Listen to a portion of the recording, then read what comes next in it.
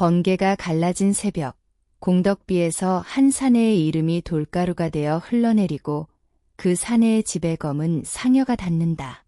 사내는 전날까지만 해도 장터에서 떡을 팔던 최서방이었습니다. 그런데 상여꾼들은 얼굴을 가린 채 관도 없이 빈 들것만 내려놓았습니다.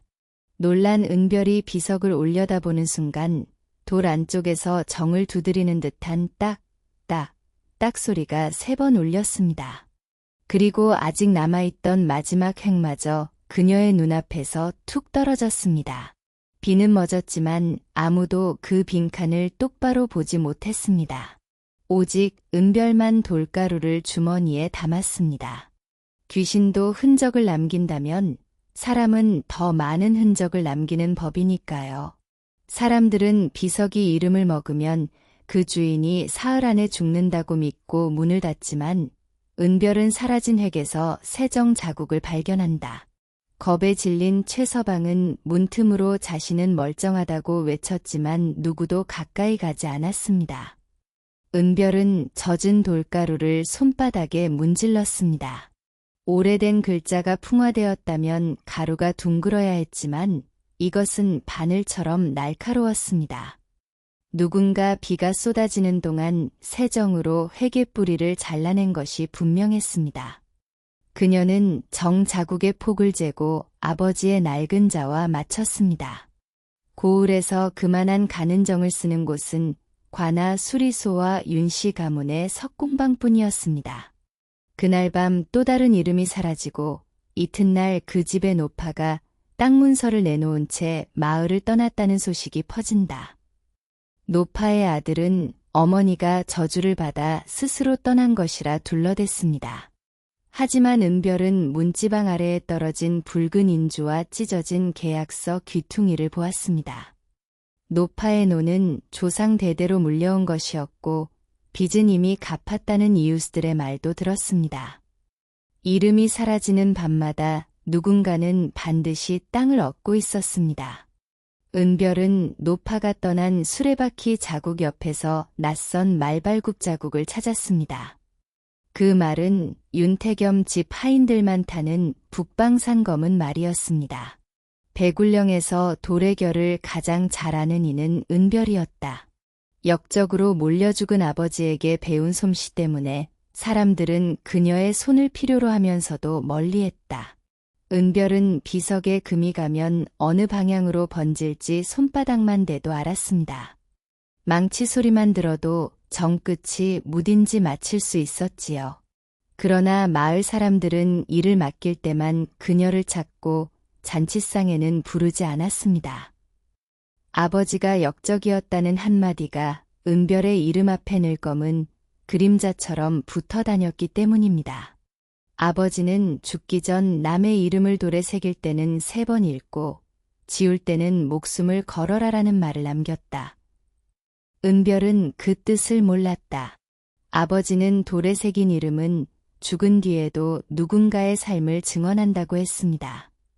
그래서 한 획을 잘못 새기면 밤을 새워서라도 고쳤고 남이 준 돈보다 글자의 주인이 어떤 사람인지 먼저 물었습니다.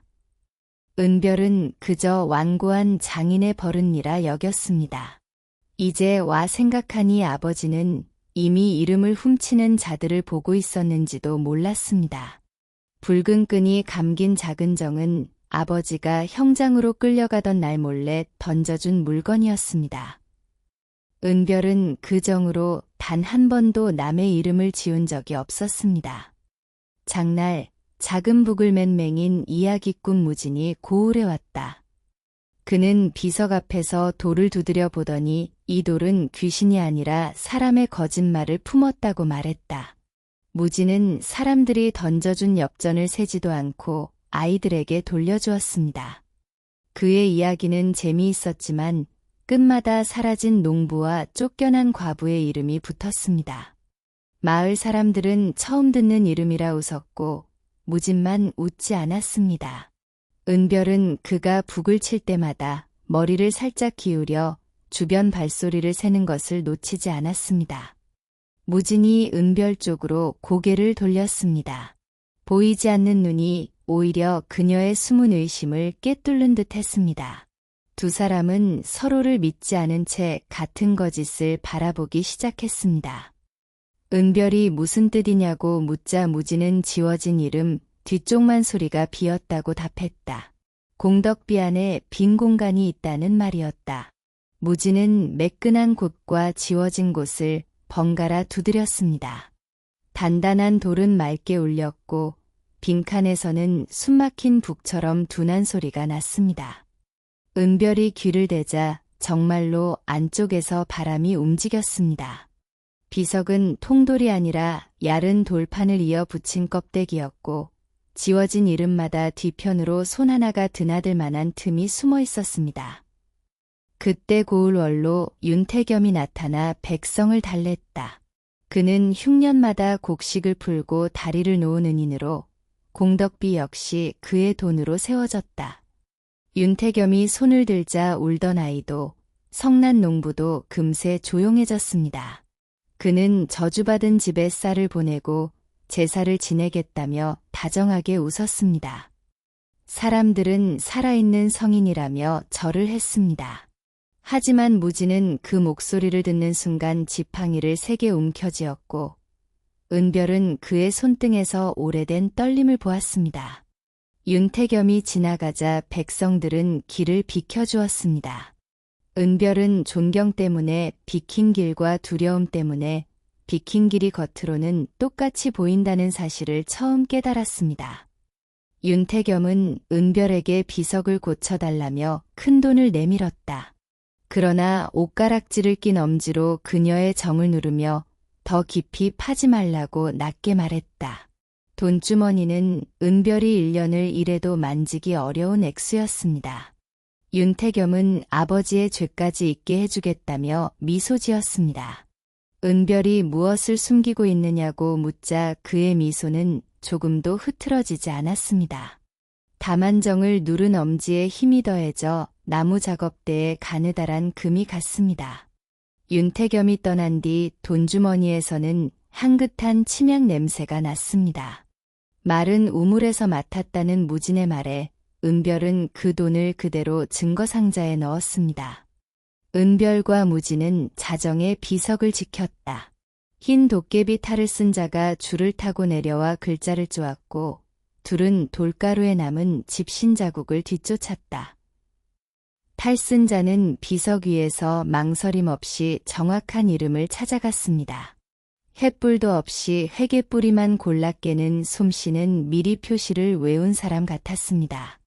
은별이 돌을 던져 줄을 끊자 그는 땅으로 굴러떨어졌지만 품에서 하얀 가루를 뿌려 두 사람의 눈을 가리고 달아났습니다. 무진은 발소리만 듣고 북쪽이라 외쳤습니다. 추격하는 동안 무진은 한 번도 잘못된 길을 가리키지 않았습니다. 은별은 그의 감긴 눈보다 지나치게 정확한 기억을 더 수상하게 여기기 시작했습니다. 탈쓴 자는 마른 우물로 뛰어들어 사라졌다. 우물 바닥에는 물 대신 지하로 이어진 돌계단과 윤씨 집안의 매듭이 떨어져 있었다. 은별은 우물벽에 손을 대고 최근 긁힌 돌가루를 찾았습니다.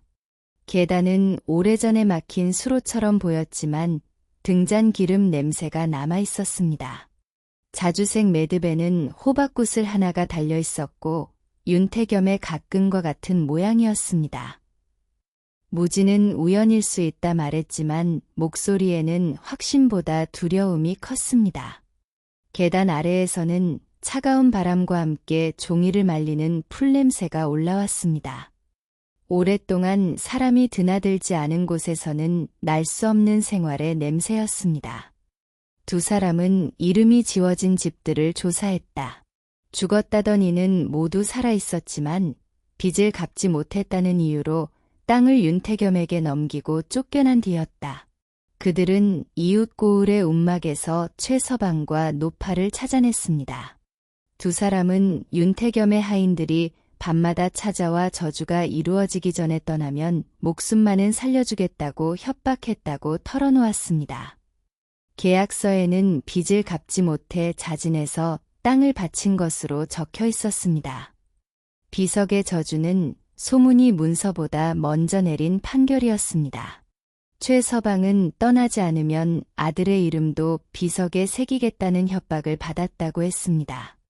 은별은 저주가 한 사람뿐 아니라 가족의 침묵까지 사들이는 방식임을 알았습니다. 폐우물 통로는 공덕비 아래 작은 석실로 이어졌다. 그곳에는 사람들의 이름이 적힌 나무패와 토지 경계를 새긴 얇은 돌판이 가득했다. 석실 천장에는 땅 위의 비석으로 이어지는 좁은 구멍들이 뚫려 있었습니다. 누군가는 그 안에서 줄을 당겨 돌 조각을 빼내고 귀신 소리를 냈던 것입니다. 나무패에는 땅 주인의 이름뿐 아니라 가족 수와 빚, 겁이 많은지 고집이 센지까지 기록되어 있었습니다. 사람의 약점을 곡식 자루처럼 헤아린 흔적의 은별은 몸서리쳤습니다. 무지는 이름패 하나를 만질 때마다 그 주인의 사연을 말했습니다. 그의 머릿속에는 이 석실보다 더 큰 장부가 있었고 은별은 그것이 우연일 수 없다고 느꼈습니다. 은별은 돌판 글자가 거울처럼 좌우로 뒤집혀 있음을 보았다. 종이에 탁본하면 바르게 찍혀 나오는 위조 문서를 대량으로 만드는 음각틀이었다.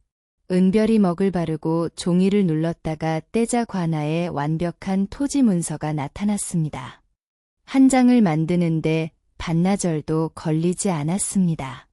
날짜를 바꾸는 돌조각과 면적을 늘리는 작은 세기까지 따로 정리되어 있었습니다. 윤태겸은 관리의 붓을 매수하는 대신 문서 자체를 끝없이 찍어내는 돌로 만든 거짓말 공장을 갖고 있었습니다. 돌판 한쪽에서 은별은 아버지만 쓰던 세 갈래 꽃무늬를 발견했다. 역모의 증거라던 가짜 경문도 이곳에서 찍혔다는 사실이 드러났다. 꽃무늬는 너무 작아 다른 이는 흠집으로 여겼을 것입니다.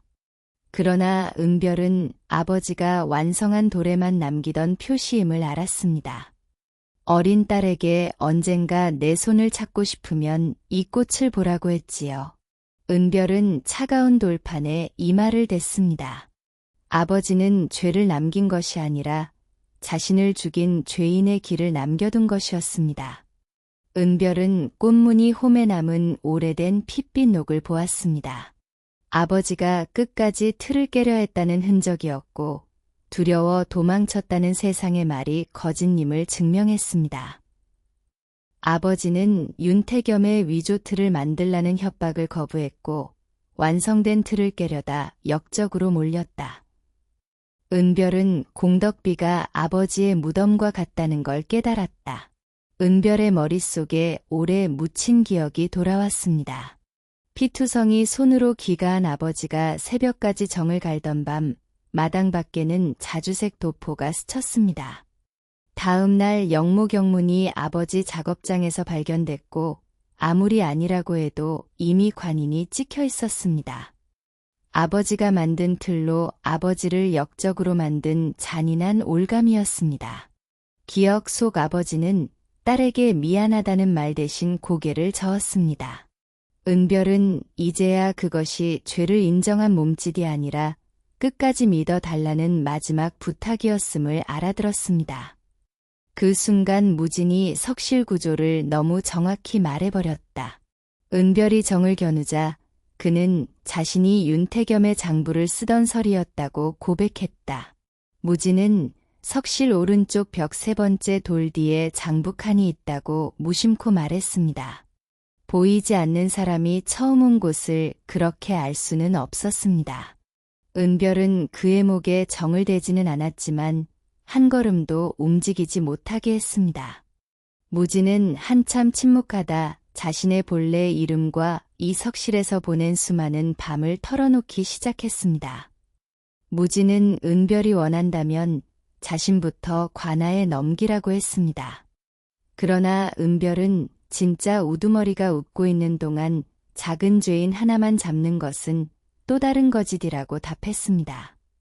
무진은 빈 문서를 베껴주면서도 누구의 삶이 무너지는지 보지 않았다. 진실을 폭로하려다 윤태겸에게 눈을 다쳤고 살아남기 위해 고을을 떠났다고 했다. 젊은 무지는 글씨가 빠르다는 이유로 윤태겸에게 뽑혔습니다. 그는 굶지 않게 된 것에 감사하며 남의 논이 2마지기에서 20마지기로 바뀌는 문서를 베꼈습니다. 처음에는 명령받은 숫자일 뿐이라 여겼습니다. 하지만 아이를 업은 과부가 땅 문서를 돌려달라며 문밖에서 쓰러지는 소리를 듣고서야 자신의 붓이 칼이었다는 걸 알았습니다. 그날 이후 무지는 자신의 과거를 꾸미지 않았습니다. 비겁했고 늦었다고 매번 먼저 말했습니다. 은별은 말보다 그가 다음 위험에서 달아나는지를 보기로 했습니다. 무지는 사라진 사람들의 이름을 이야기로 외워 전국에 전하고 있었다. 증거가 없어 돌아오지 못했지만 비석 소문을 듣고 마지막 기회라 여겼다. 무지는 눈을 잃은 뒤 오히려 사람의 목소리를 잊지 않게 되었다고 했습니다. 그는 쫓겨난 집을 찾아다니며 이름과 빼앗긴 땅, 가족의 사연을 노래처럼 외웠습니다. 언젠가 증거를 찾으면 모두 돌려주기 위해서였습니다. 은별은 그를 용서한다고 하지 않았습니다. 다만 도망치지 말고 끝까지 증언하라고 했고 무지는 2무릎을 꿇고 약속했습니다. 2 사람 사이의 침묵은 길었지만 이전과 달랐습니다. 의심을 숨기는 침묵이 아니라 각자의 부끄러움을 들고도 같은 곳으로 가겠다는 침묵이었습니다. 석실에서 나오자 공덕비에 은별의 이름이 새로 적혀 있었다. 아직 지워지지 않은 그 이름 아래에는 사흘뒤라는 붉은 표시가 남았다. 붉은 표시는 피가 아니라 주사 안료였습니다. 누군가 은별을 다음 희생자로 골라 백성들에게 미리 겁을 심으려는 것이었습니다. 사람들은 그녀와 눈을 마주치지 않았고 물건값조차 받으려 하지 않았습니다. 은별은 이름 아래 손을 얹고 말했습니다. 사흘이면 충분해요. 저들이 내 이름을 지우기 전에 우리가 숨긴 이름을 모두 꺼냅시다. 무지는 붉은 점 3개를 손끝으로 만졌습니다. 자신이 과거 장부에 표적을 표시할 때 쓰던 방식이라며 윤태겸이 이제 서둘러 모든 증거를 없앨 것이라 경고했습니다. 윤태겸은 은별을 불러 아버지의 명예를 되찾아 주겠다며 석실 열쇠를 요구했다. 은별이 거절하자 그는 사흘 뒤 모두가 그녀를 도둑으로 기억할 것이라 했다. 윤태겸은 은별 아버지의 무죄를 적었다는 문서를 보여주었습니다. 한 번만 도장을 찍으면 역적의 딸이 아니라 공신의 딸로 살 수 있다고 했습니다. 은별은 잠시 흔들리는 척했습니다. 그러자 그는 사람의 이름은 돌보다 가벼워 돈 있는 자가 원하는 곳에 놓을 수 있다고 웃었습니다. 그 한마디가 그의 죄를 스스로 인정한 것이었습니다. 은별은 문서의 종이를 빛에 비춰보았습니다. 관아 종이에는 있어야 할 대나무 발자국이 없었습니다. 처음부터 그녀를 속이려고 석실에서 찍어낸 가짜였습니다. 은별은 겁먹은 척 열쇠를 넘기겠다고 했다. 대신 아버지 이름을 공덕비에 다시 새기는 의식을 장날 백성 앞에서 열어달라고 청했다. 은별은 열쇠를 건네면서 손에 묻은 밀랍으로 자물쇠 모양을 떠두었습니다. 윤태겸은 승리를 확신해 잔치를 더 크게 열라고 명했습니다. 고을 전체가 보는 앞에서 자신의 관용을 보이면 이후 어떤 소문도 잠재울 수 있다고 믿은 것입니다. 은별은 돌아서며 처음으로 미소 지었습니다. 아기는 늘 박수를 가장 많이 받고 싶은 자리에서 가장 크게 넘어지는 법이었습니다. 윤태겸은 열쇠를 받자마자 하인에게 지하 문서를 옮기라 눈짓했습니다. 처마 아래 숨어있던 장터 아이 하나가 그 눈짓을 보고 곧장 무진에게 달려갔습니다. 은별은 밤새 비석을 고치는 척하며 지워진 모든 이름을 아주 얕게 다시 새겼다. 마른 돌에서는 보이지 않지만 물이 닿으면 드러나는 홈이었다. 얕은 홈을 새기는 일은 깊게 파는 것보다 어려웠습니다. 너무 깊으면 윤태겸이 알아보고 너무 얕으면 물이 머물지 않았습니다. 은별은 아버지의 정을 손가락처럼 움직여 수백 이름의 획을 되살렸습니다. 무지는 곁에서 외운 이름을 하나씩 불렀습니다. 새벽달이 울 무렵 두 사람의 목소리와 돌 위의 이름이 하나도 틀리지 않고 맞았습니다. 은별의 손끝은 갈라지고 피가 배었지만 멈추지 않았습니다. 무진이 이름을 부를 때마다 그녀는 대답하듯 정을 한 번씩 두드렸고 돌은 낮은 숨소리로 울렸습니다. 무진은 장터 아이들에게 새 이야기를 가르쳤다. 북이 3번 울리면 우물과 창고의 문을 열고 쫓겨난 이들의 이름을 큰 소리로 부르라는 이야기였다. 아이들은 이야기를 놀이처럼 익혔습니다. 첫 북에는 이름패, 둘째 북에는 창고, 셋째 북에는 물동이. 무지는 어른에게 부탁하면 겁 때문에 비밀이 셀 수 있지만 아이는 옳다고 믿는 일을 놀라울 만큼 담대하게 한다고 했습니다. 쫓겨난 농민들도 밤길을 넘어 돌아왔고 서로 얼굴을 확인한 뒤 말없이 손을 맞잡았습니다. 장날, 윤태겸은 자신의 선행을 기리는 큰 잔치를 열었다. 그는 은별의 아버지를 용서한다는 거짓 교지를 읽히며 스스로 자비로운 재판관처럼 앉았다. 윤태겸은 비단 휘장을 두르고 술과 고기를 산처럼 쌓았습니다. 굶던 백성들은 음식을 받으면서도 눈치를 살폈습니다.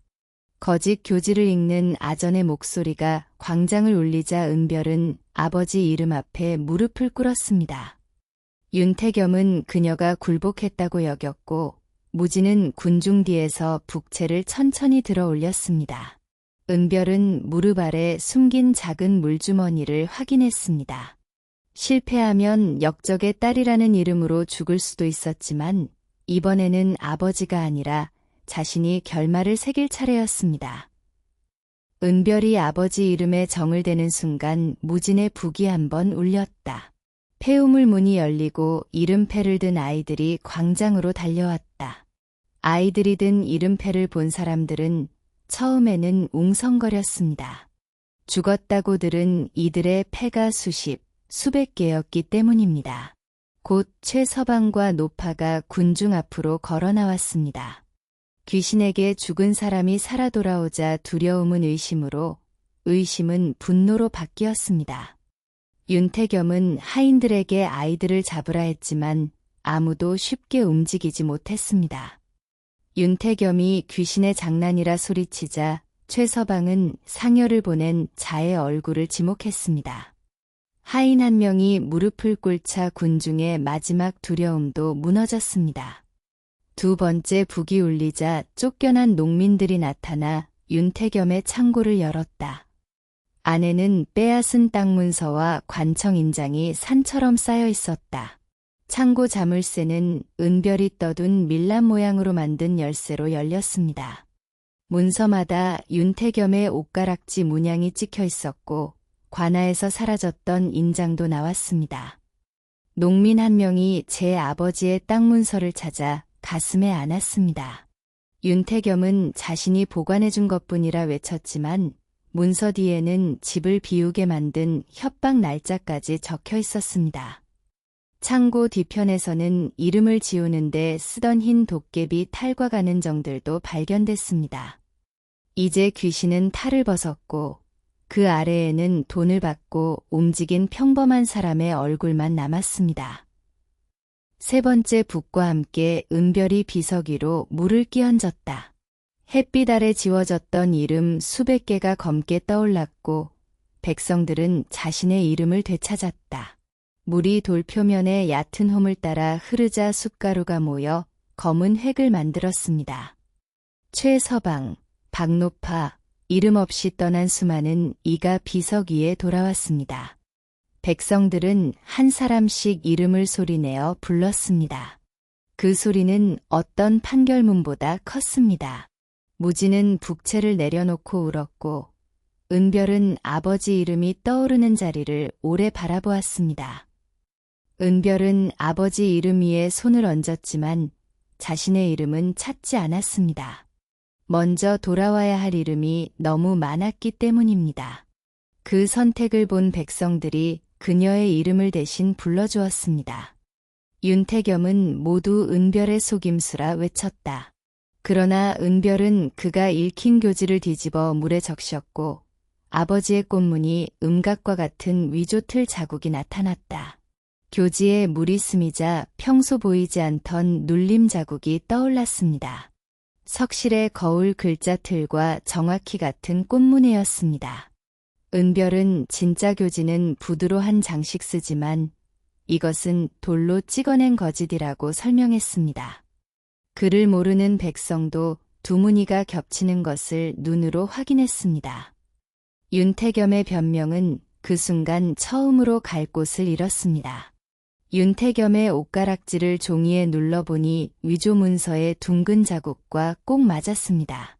그가 자랑하던 부의 상징이 결국 누구도 부정할 수 없는 도장이 되었습니다. 윤태겸은 하인들에게 증거를 태우라 명하고 공덕비 지하로 달아났다.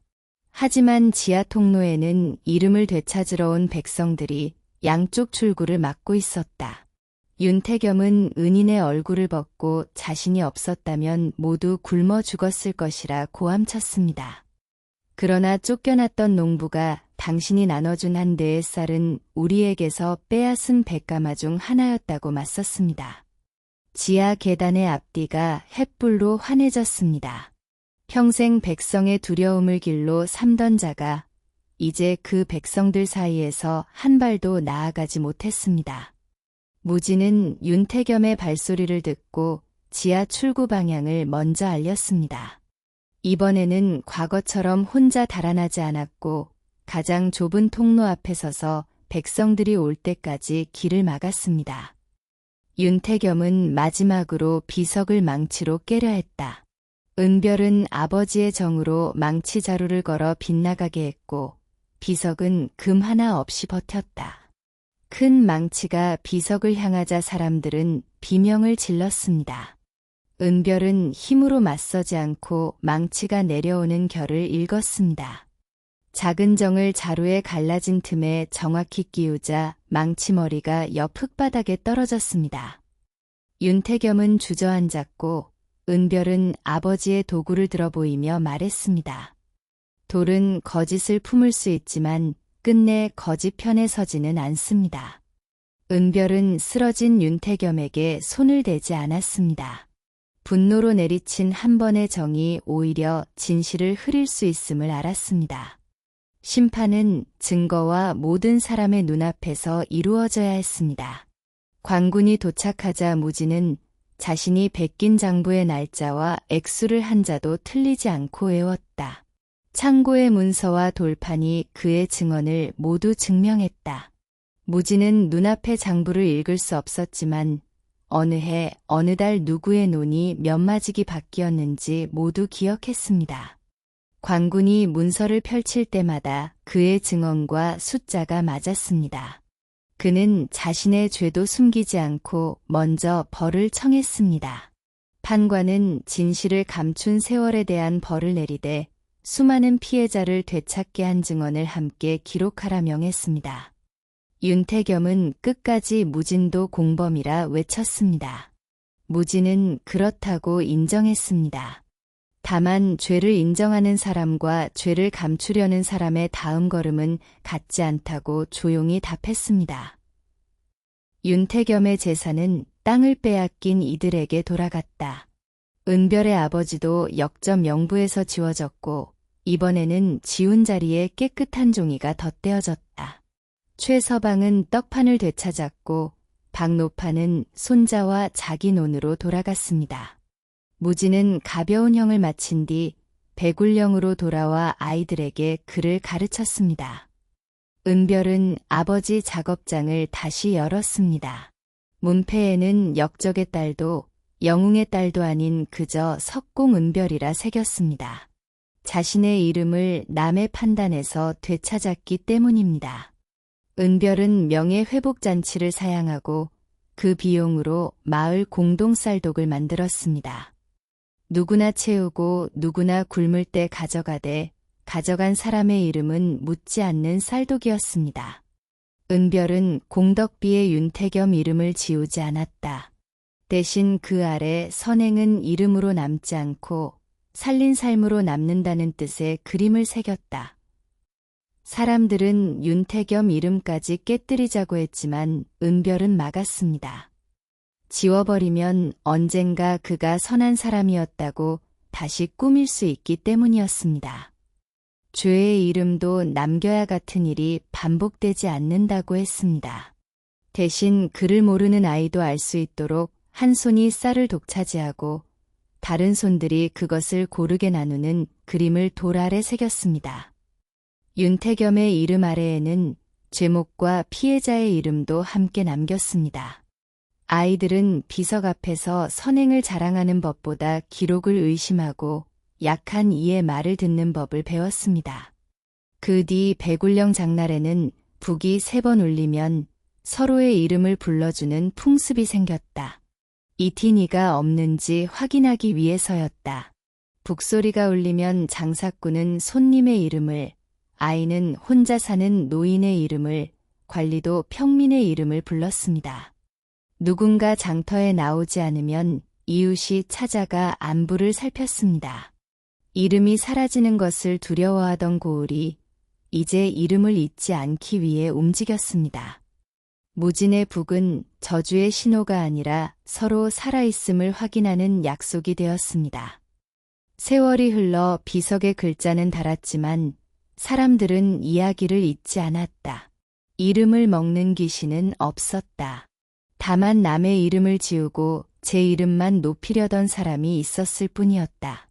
훗날 여행객이 낡은 비석의 사연을 물으면 배굴령 아이들은 맨 먼저 은별의 작은 정과 무진의 3번 북소리를 들려주었습니다. 그리고 마지막에는 반드시 이렇게 덧붙였습니다. 사람을 살리는 것은 높은 비석에 새긴 화려한 이름이 아니라 아무도 보지 않을 때 불러준 한 사람의 이름이라고 말이지요.